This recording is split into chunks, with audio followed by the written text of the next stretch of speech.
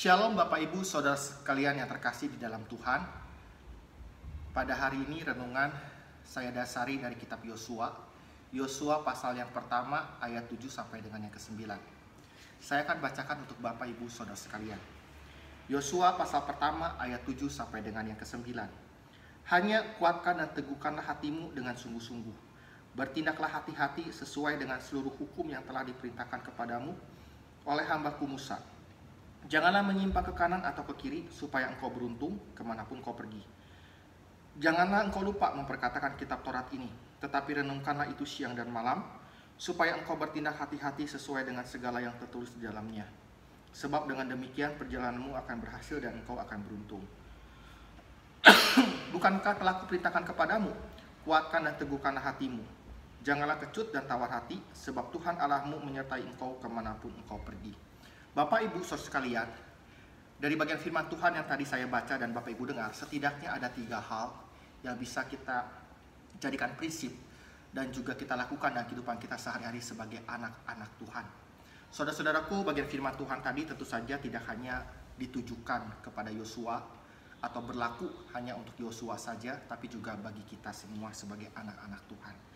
Nah, Bapak Ibu sekalian, setidaknya ada 3 hal prinsip dan yang bisa kita lakukan dalam kehidupan kita sebagai anak Tuhan. Hal pertama adalah sebagai anak Tuhan kita harus memiliki ketetapan hati. Saudara-saudaraku, di dalam firman Tuhan kepada Yosua, kuatkan dan teguhkan hatimu. Jika kita perhatikan kalimat ini atau perkataan ini diulang sebanyak 3 kali, yaitu ada di dalam ayat yang ke-6, ke-7, dan ke-9. Berarti ini kalimat atau perkataan yang penting.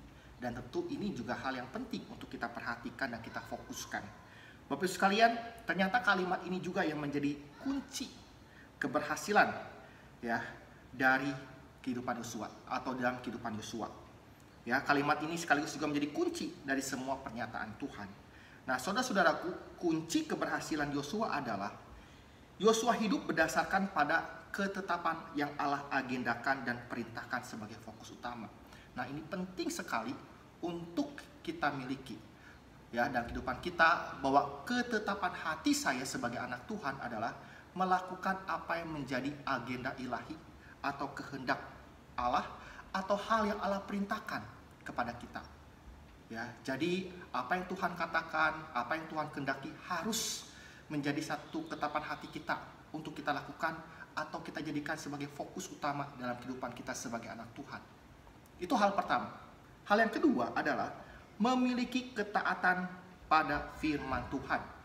Bapak Ibu Saudara sekalian, di ayat 8 dikatakan di sana, janganlah engkau lupa memperkatakan kitab Taurat ini, tetapi renungkanlah itu siang dan malam. Jadi Bapak Ibu sekalian, firman Tuhan bukan hanya saja kita baca dan renungkan, tapi juga kita taati.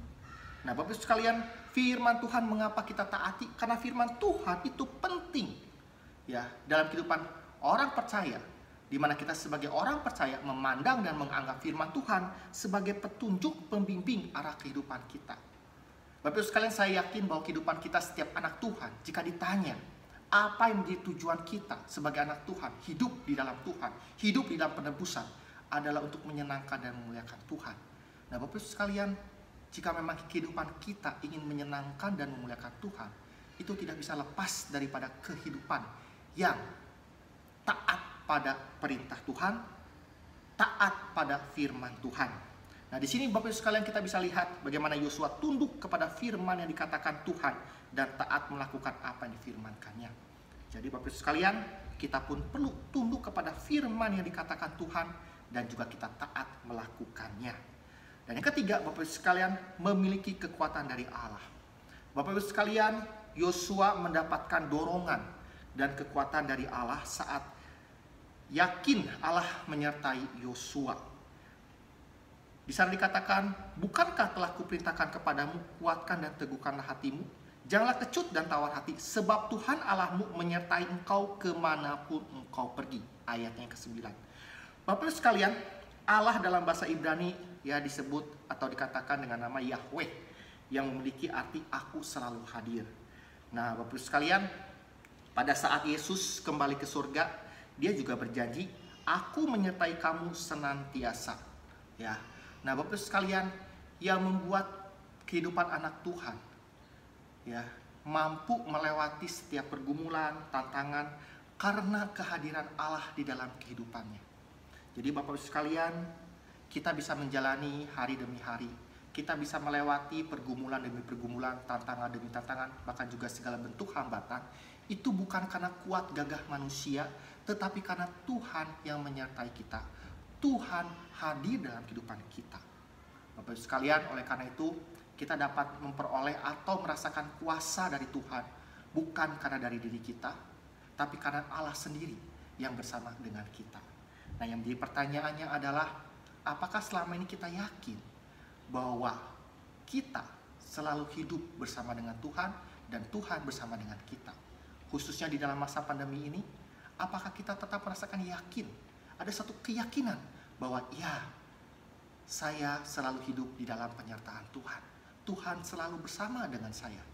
Nah, Bapak Ibu sekalian, dengan ketiga rahasia ini, kita bisa melihat bagaimana Yosua akhirnya berhasil membawa umat pilihan Allah tiba di tanah perjanjian dan menaklukkannya.